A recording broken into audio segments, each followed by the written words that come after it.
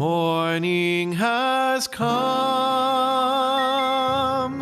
arise and greet the day.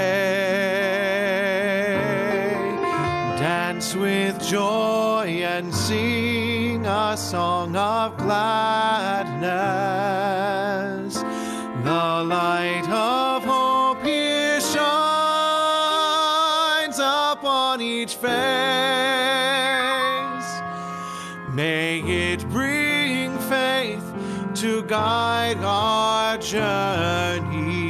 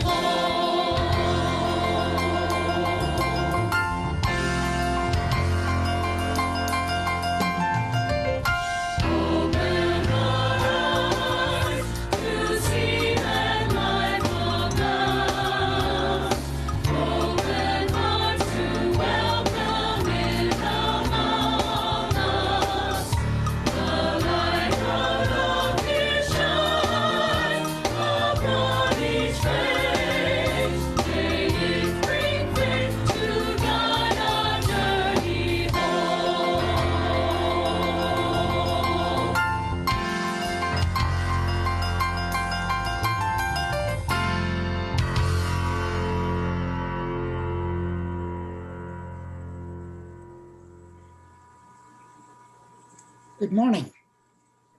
Welcome to our community of Calgary Unitarians.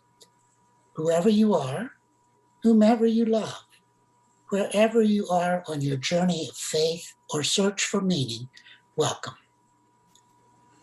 If you are here for the first time or the first time in a long time, know that we are grateful to have you with us. As our statement of purpose says, we come together in beloved community to grow in wisdom, welcome and deepen relationships, and act for a just and sustainable world. Now, wherever we are, let us remember and acknowledge the traditional territories and languages of all those whose ancestors were here before us. We recognize our responsibility to be stewards of this land and acknowledge that we do so in cooperation with the people of the Blackfoot Confederacy, for whom this Treaty 7 region of southern Alberta is traditional territory. The people of the Blackfoot Confederacy are comprised of the Siksika, Piikani, and Kainai First Nations, as well as the Dene First Nation band Tsuut'ina, and the Nakota First Nation, also known as Stoney. Alberta's Nakota First Nation comprises 3 bands, Bearspaw, Chiniki, and Wesley. Mohkinstsis, the Blackfoot word for what is now known as the city of Calgary, is also home to Métis Nation of Alberta, Region 3. In offering a land acknowledgement, we honor those who have long been the stewards and accept our responsibility for being good caretakers. We acknowledge that Treaty 7 signed September 22nd, 1877, makes all who live here treaty people. My name is Alan Waugh. I have the privilege of serving on your board of trustees, and I prefer the traditional pronouns, they, them. Why is the Calgary Unitarians community special to me? Well, here I feel at one with timeless souls, each free to believe and express what reason and insight reveal as true. Reason and insight. As Oliver Wendell Holmes Sr. wrote, a moment's insight is sometimes worth a life's experience. After the service, please stay for coffee time, where we catch up with community and friends in small virtual breakout rooms. Now to Pam Rickey for the lighting of our chalice. We light our chalice this morning to the words of Katie Gelfand, "The end is the beginning." We call forth the life of our faith by igniting our chalice. This spark of new beginnings invites us into a sacred space to reflect where we have been and where we are going. Even knowing that this particular flame will intentionally end with our ritual extinguishing, we fear not its end, for we know with brave hearts that from every ending in our lives, we are sent forth to make a new beginning. We light our chalice.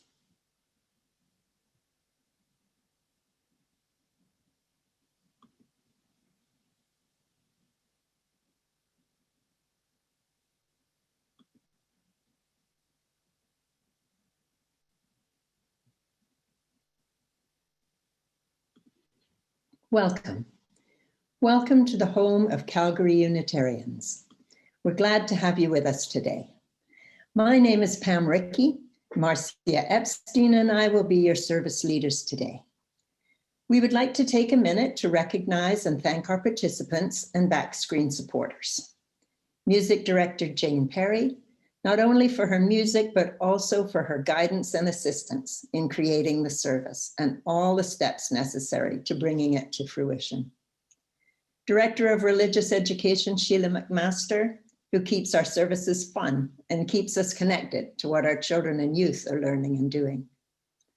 Alan Waugh for his greeting from the Board of Trustees and his always thoughtful land acknowledgement. Mariana Louise for the chalice table and the chalice lightings. Leslie Robinson for participating with a reflection. And our fabulous AV tech team, Ev Diwar for the slides and videos, stage manager Mitch Mitchell, video operator Darius Skivington-Rofel, and Bob Barnum, who finesses the recorded service for our YouTube presentation. We gathered today to consider thresholds, transitions from one reality to another. Today, we Calgary Unitarians are poised on more than one threshold. Life after Deborah, life hopefully after COVID, or at least after restrictions. Life with a new minister. Life in a refurbished, different, or new building. Our beloved music director, Jane Perry, will lead us into this hour of reflection with an opening song. Good morning, friends. I've been told by the AV team that my signal's breaking up a little bit this morning, so if I drop out, you just keep on singing. Maybe Mitch is going to jump in and lead you in the singing. Who knows? Let's see what happens. We're going to start this morning with Jason Shelton's wonderful opening hymn to greet the day, Morning Has Come. Please sing with me.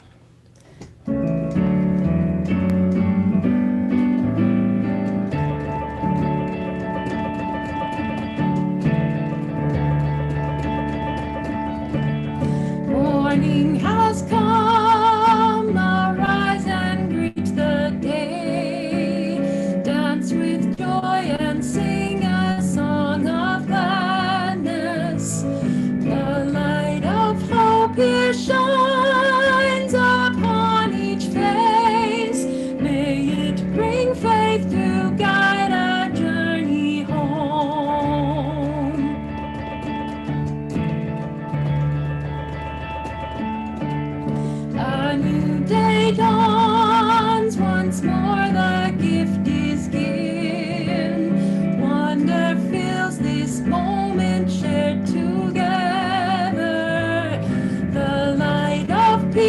here shines upon each face. May it bring faith to guide our journey home.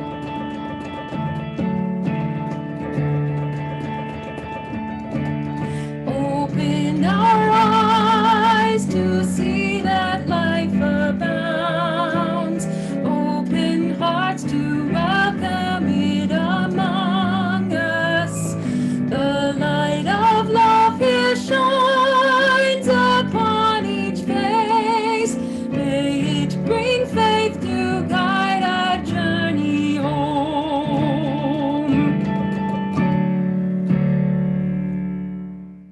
Thresholds. We cross them every day, from room to room, from outside to inside and back again, from here to there, from anywhere to everywhere, from age to age. Each threshold offers an opportunity for change, for renewal, for transformation, from what we were and what we are to what we can be. In this hour and in this place, we cross a threshold from our day-to-day everydayness into space and time attuned to the other, to the sacred, to the holy, into an awareness of new life pregnant with possibilities. How will we be renewed in this moment? How will we be changed by this hour? How will we be transformed through this gathering of beloved community? Come, you longing, thirsty souls, come, let us worship together. And now to Sheila McMaster, our Director of Religious Education. Hi, everyone. It's so great to be here with all of you. My name is Sheila, and my pronouns are she and her. And one of the themes today is new beginnings. And so with the children and youth, we're going to be looking at the new beginnings of baby animals, the new beginnings of new plants, and the new beginnings of things that they would like to look at this year and discover. And this week's suggested children and youth activity, which all of you are welcome to try out as well, is to take a walk around your home today, walk around your neighborhood if you can, and take a look at all the new things you can find. It might be a new buds of a plant, it might be new shades of green, or it just might be new shapes of clouds in the sky, and you can find new pictures to talk about stories with. And today I even have a new story about new beginnings, and it's called Red, a Crayon Story by Michael Hall. And it's a story about a crayon labeled red that discovers something new and wonderful about himself. I'm sharing my screen so you all can see. Here we go. He was red, but he wasn't very good at it. His teacher thought he needed more practice. I'll draw red strawberry, then you draw red strawberry. You can do this, really. But he couldn't really. Like this? Oh my, let's try again.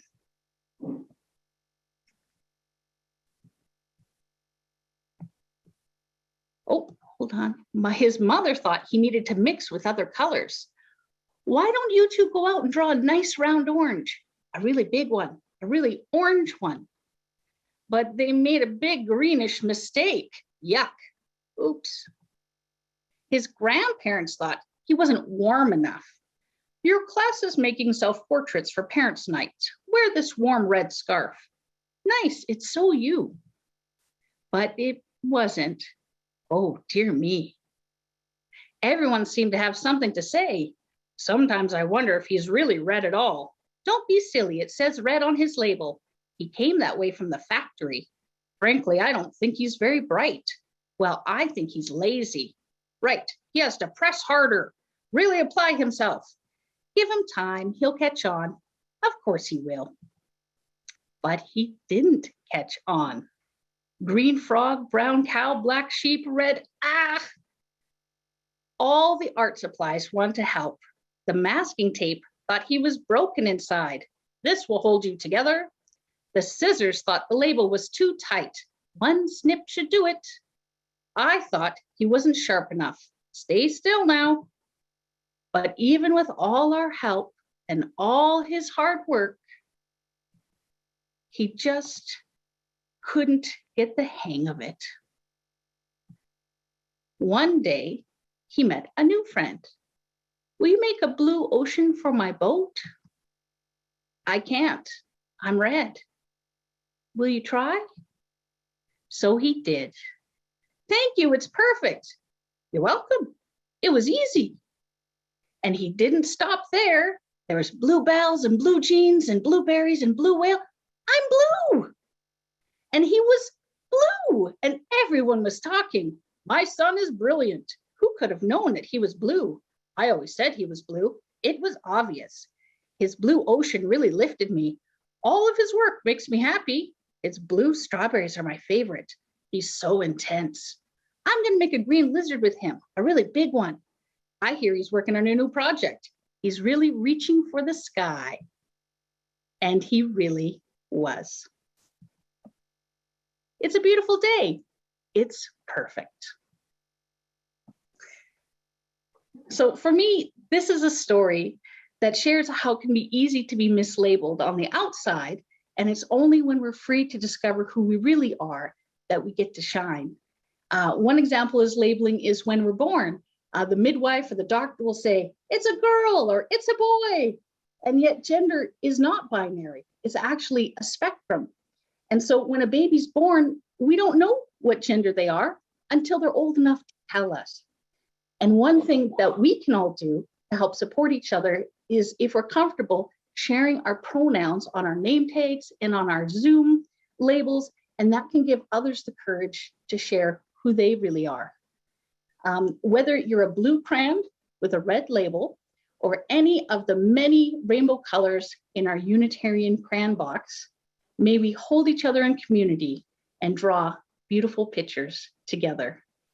And now to Marcia for a reflection on transitions.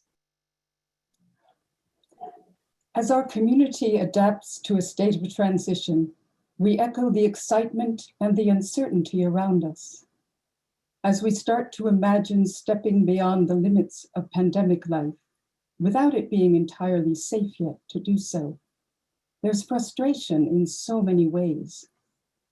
We hear it voiced everywhere. Can't my friends come over after school now? Will I ever find a job? Oh no, we might have to close down the shop again. Right, gotta put on that mask. Even larger issues claw at the edges of our thoughts. What's going on with the weather? We've never had that wind before. What's going to happen to my job if there's no more oil? The school curriculum in this province is a disaster. Will we have to keep on homeschooling next year too? So here we are in the time of transition. Everything changing, everyone anxious. Nobody's sure of what's coming next. We wait warily, knowing that where we've been is now classified as the past. It was so good here, even when the rest of the world wasn't. When too many cruelties were hidden from the news media or hidden in them. When too many people came down sick because nobody noticed them. When we didn't know how to change that. But we've been learning. The medical magicians are closing the gap with their needles. The car makers are starting to play with electricity. And right here, we're learning about settlers and white fragility and how we can make a difference if we work really hard. Sure, the present isn't coming up with as many certainties as we want just yet.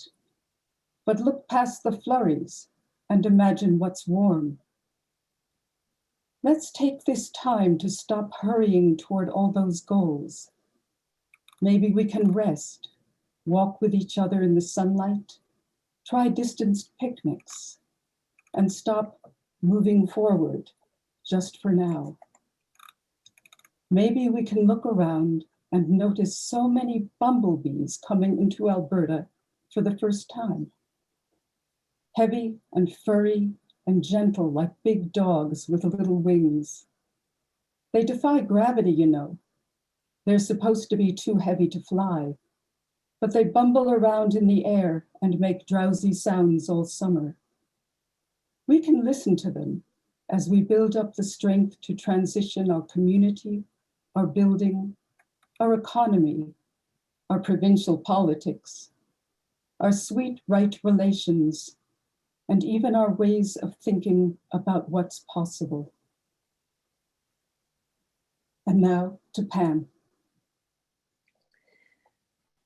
Hello again. I want to just start for a second, and it's been pointed out to me that I forgot to thank our coffee room organizer, Susan Ridley, today. Coffee organizing is so, so important. So thank you, Susan, for being there, and thank you for the person who pointed it out. And also in the spirit of transitions, we hold ourselves and each other accountable for when we do microaggressions. And it was also pointed out to me that I did not listen to Alan Waugh's pronouns and referred to him inappropriately. So my apologies to Alan and my thanks again to the person who pointed that out. So now we'll move to another reading, our centering reading. There'll be a reading, there'll be a few moments of quiet for us to meditate, and then some music response. These are the words of Lindausen Ulrich: open up the doors.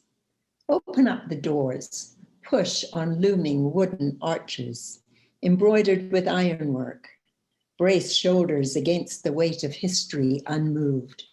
Slough off the musty smell of unused joy and stored up sorrow. Knock rust off the hinges if you have to, and let your breath precede you inside. Open the doors more. Make room for a shaft of sunlight to cross the threshold. Give the dust motes something to dance about. Peek through a single slice of possibility and name even the half-hidden truths you see. Open the doors wider still. Pour yourself up through the gap. Strut or sneak or sidle as suits you best. Cleanse whatever scrapes catch your skin and bind up the wounds that keep you from entering whole. Open the doors as far as they will go. Draw on the strengths of the stones beneath you. Ground yourself in a firm sense of who you are. Stand as a beacon, welcoming the next seeker, and shine far beyond the lintel and sill. Open all that you are. Heighten and deepen your connections to the world around you. Broaden your definition of neighbor. Grow into the largest target for grace that you can muster. And pray to become a gateway for even greater love and compassion. Open up the doors, my friends, lest we keep the stranger out and condemn ourselves to prisons of our own making.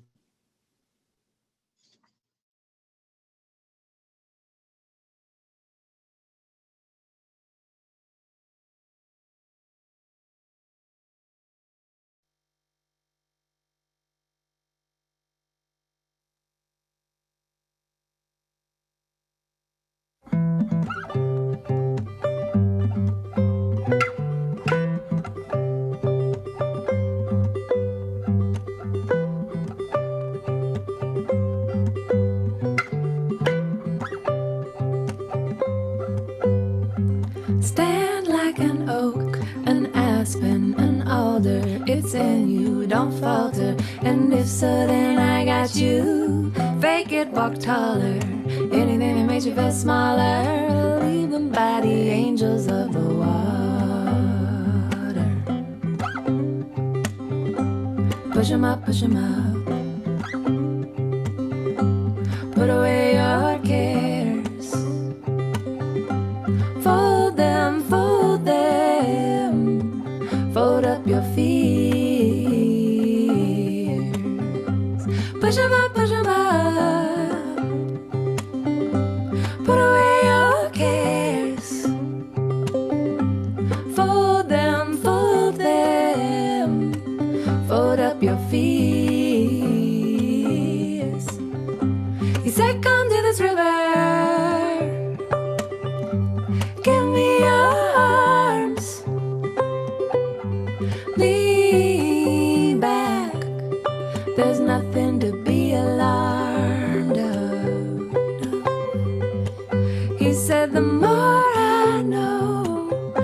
more I did, and the more I return to myself around every bend. Push 'em up, push 'em up. Put away your cares. Fold them, fold them. Fold up your fears. Push 'em up, push 'em up. Put away your cares. Fold them, fold them. Fold up your fears. Fears, fears. Leave 'em by the angels of the water. Leave 'em by the angels of the waters. Leave 'em by the angels of the waters. Leave 'em by the angels of the waters. Leave 'em by the angels of the waters.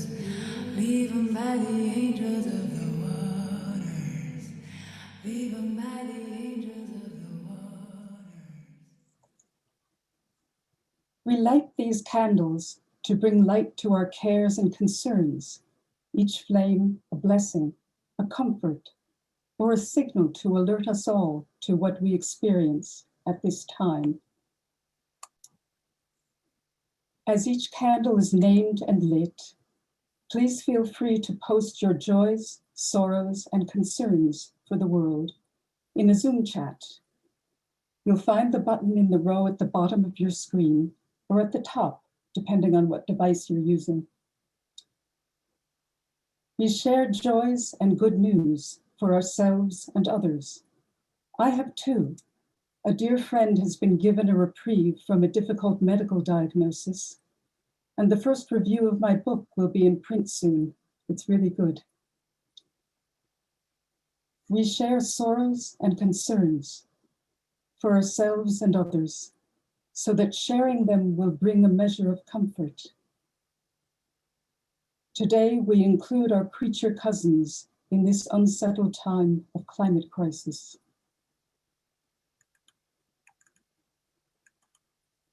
With our global candle, we share concern for all people and all cultures. This week especially, we hold in compassion both sides of the violent conflict in Israel-Palestine. For the Palestinians under bombardment during what may be the birth pains of their state, may they move forward to rebuild their homes and their lives in peace and safety. For the Israelis, deluded by the fear and the anger of their politicians, who hold on to the values of colonialism, may the fighting stop and the listening begin.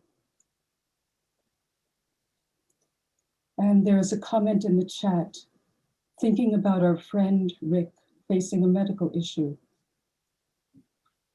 And another, from Jane Ebern, I'm full of thanks to our hardworking interim search committee. Excellent, thoughtful work on a very tight time schedule. You five are great. Now back to Pam and Leslie for their reflections.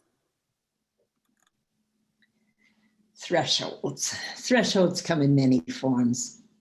There is the expected regular doorstep, like an election after 4 years in office. The unexpected, jagged drop-off of disaster, like COVID-19. The thrilling platform of takeoff, like our first day of school or our first job. And then the inevitable step-by-step life changes, like aging, adjusting relationships, retirement, and death. Some pathways are clear and easy to look down, but others are foggy. When the path is uncertain, we can venture forward either in trepidation or with a sense of wonder. We can sketch out a plan, but we have to remain flexible, ready to adjust as things unfold. Just like we Unitarians did when we approved the budget at our recent AGM, even though we don't know when we'll be able to reopen our building and get our rental revenue going again.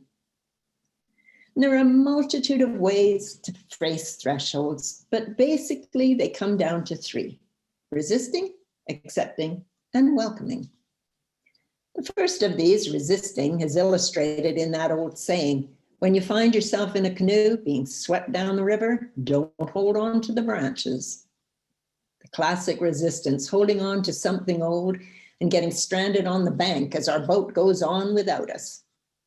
The second way, accepting change, might have us grabbing onto the sides of the canoe, eyes closed and screaming, hoping there's a soft landing up ahead. A scary and risky prospect. The third option, welcoming change, is to, yes, hang on to the boat, but with eyes wide open, fully embracing the experience, howling with exhilaration, welcoming what's up ahead, the challenges, the rewards, and the fun. 2 weeks ago, we said goodbye to our retiring minister, the now Minister Emerita, Reverend Deborah Falk. And I've been privileged to serve on the interim minister search team, together with Alex Schumacher, Leslie Robinson, Mary Jane Hussey, and Ned Levitt. And today we are happy to announce that as of August 1st of this year, Reverend Shelley Thompson, formerly of the Unitarian Church in Westport, Connecticut, will be joining us as our new interim minister. One of the candidates our team interviewed happened to have been present at Deborah's retirement party. They were impressed by the ritual in which we released Deborah, but they asked us, have we really released her? This was a very good question, and one we all need to consider. Have we really let her go? Are we truly ready to move forward into a new future? Or are we going to cling on to this particular branch? Are we going to enjoy the ride? I thought about this when other candidates were excited by the opportunity for new energy presented by planning and working toward a renovated or new home, and perhaps new associations with other organizations. Asking interviewees what had drawn them to apply to our congregation, our team had the opportunity to see ourselves through others' eyes. We found that we're seen as a small congregation doing big, amazing things from a really strong foundation with passion and enthusiasm. A congregation ripe for growth. We decided to offer the position to Reverend Shelley because we could see in her background and her interests the ability to take us to that next level, growing our membership, matching members' skills and passions to rewarding engagement, and developing leadership skills. All of this will position ourselves to be even more attractive as we start our settled minister search.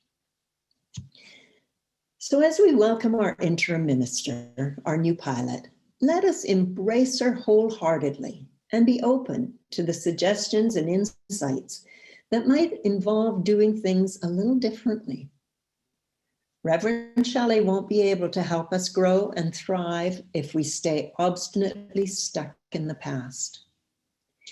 And while we make this transition ourselves, we also need to remember that Reverend Shelley is crossing a threshold of her own, taking on her first interim minister position, coming to a new country, and to our Canadian version of Unitarian faith and traditions. I know we will all be warmly welcome, gentle and supportive of her as she navigates her own evolution. We're about to go through several years of change. 2 years with Reverend Shelley as our interim minister, and then moving into a new relationship with our next settled minister, all while we consider what to do about our physical home.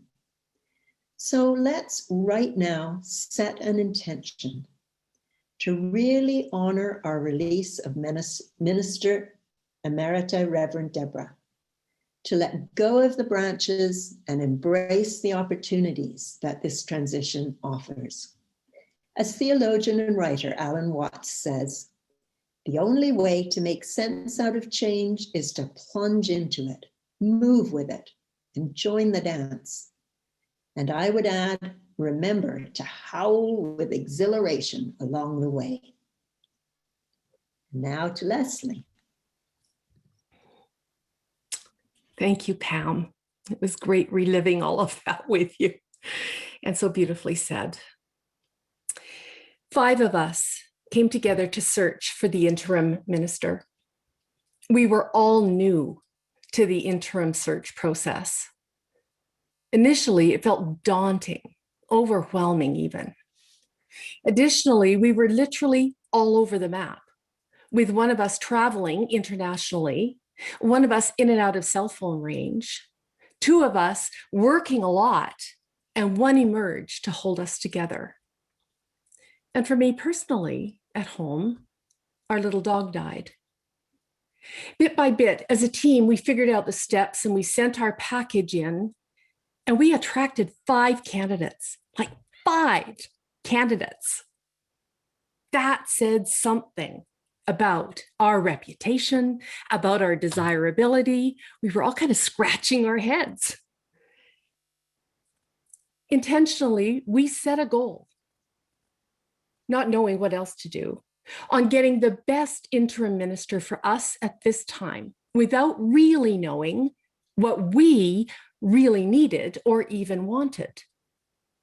So each one of us was in our own personal transition, and we were so aware that we were representing you, us.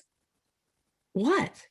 Who do we really want to attract into this next iteration of who we are and who we are becoming? And we spoke with lots of references. Oh my goodness. And interviewed our candidates, 2 from Canada, 3 from the US.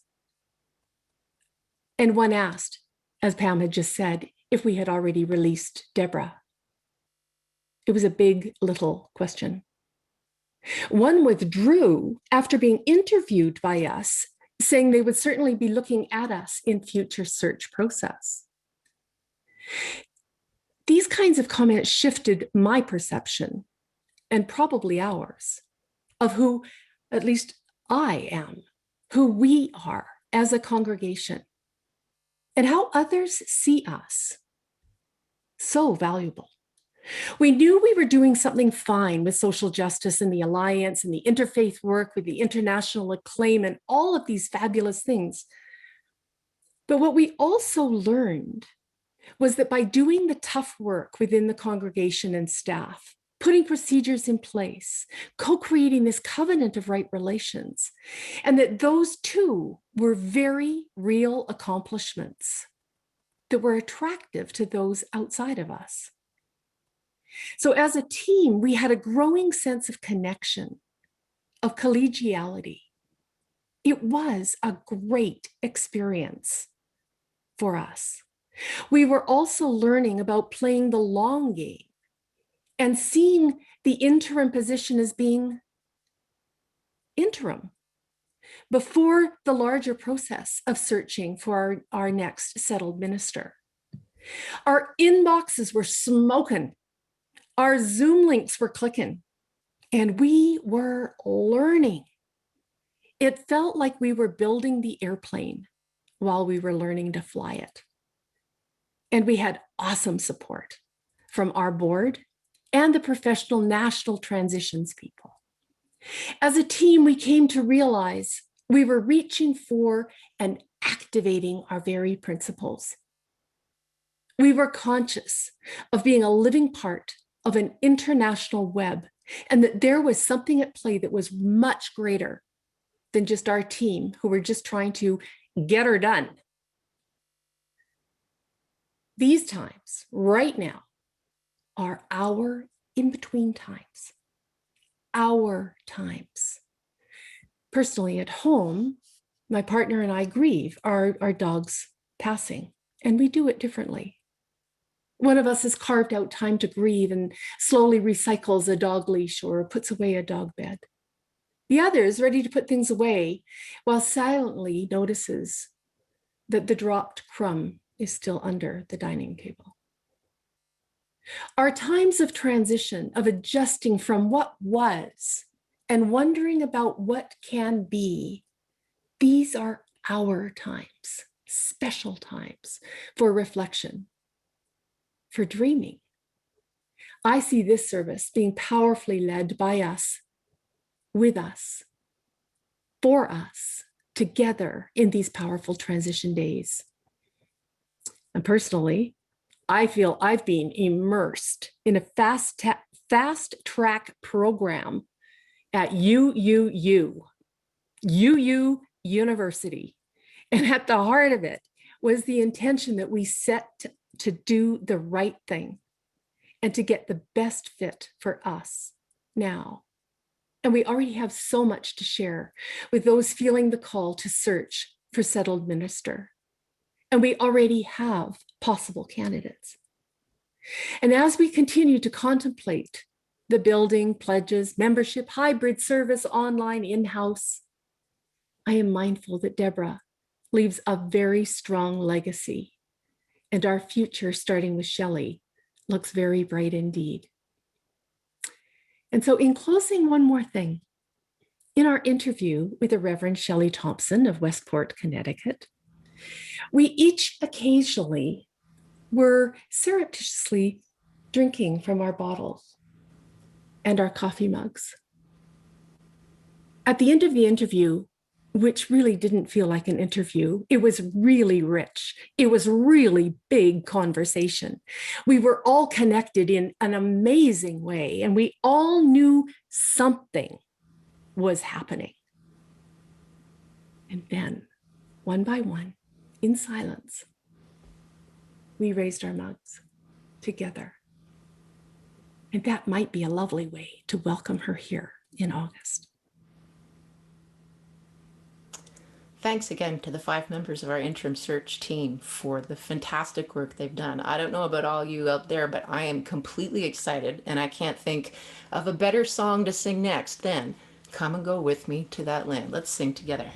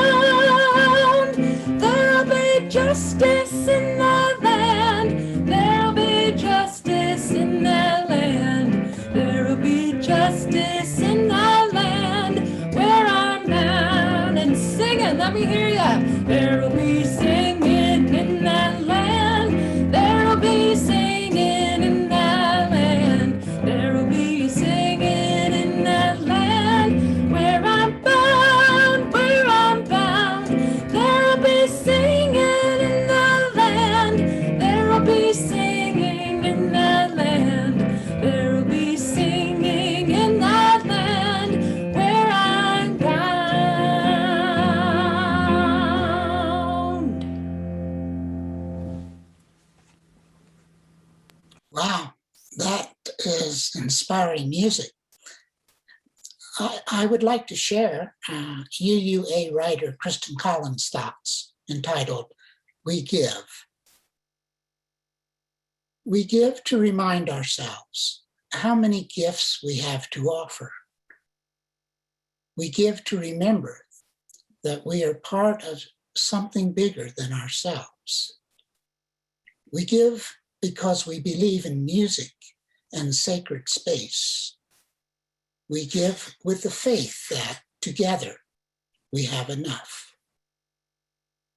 Please give as generously as you are able.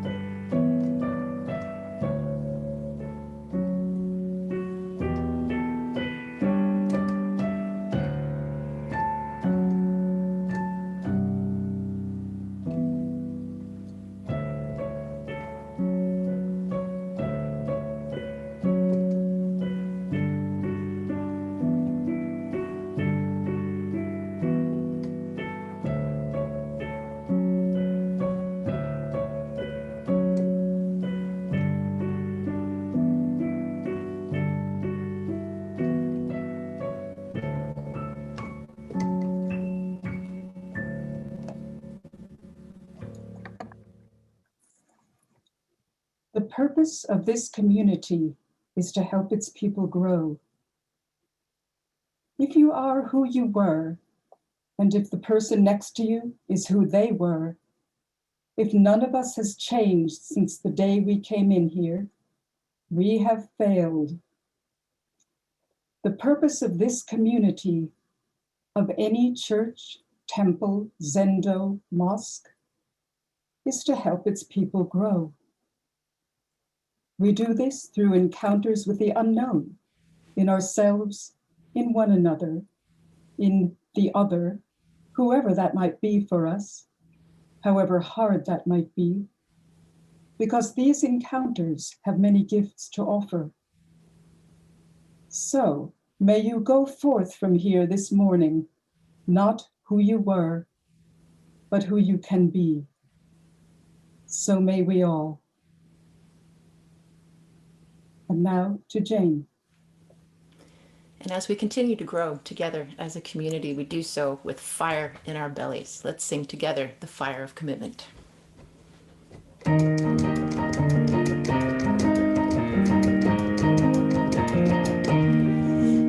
the light of days remembered burns a beacon bright and clear, guiding hands and hearts and spirits into faith set free from fear.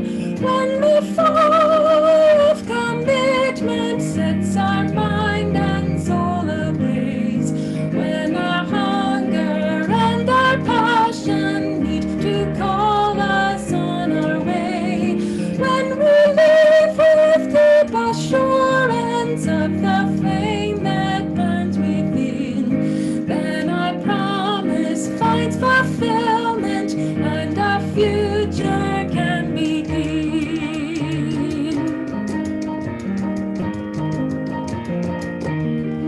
From the stories of our living rings a song both brave and free, calling pilgrims still to witness to the life of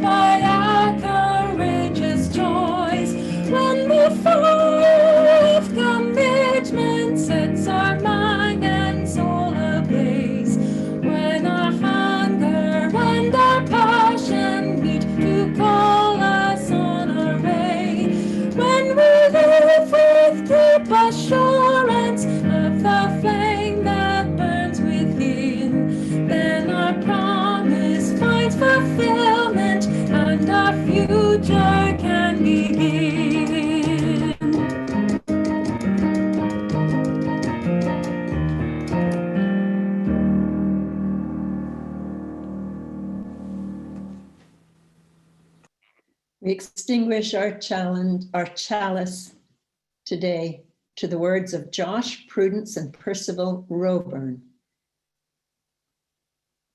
Shared light, shared future. We are all flames. When we gather hand in hand, our church, our community, our home, we inspire, we celebrate, we come together, sharing our light of hope for our shared future. We extinguish our chalice.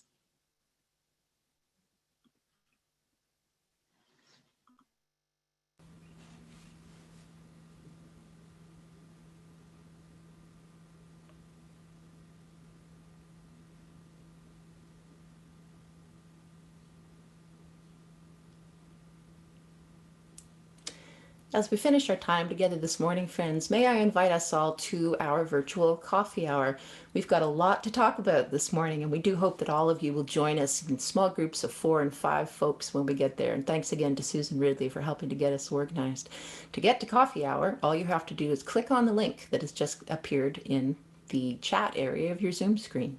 And now let's sing together our closing benediction, Spirit of Life.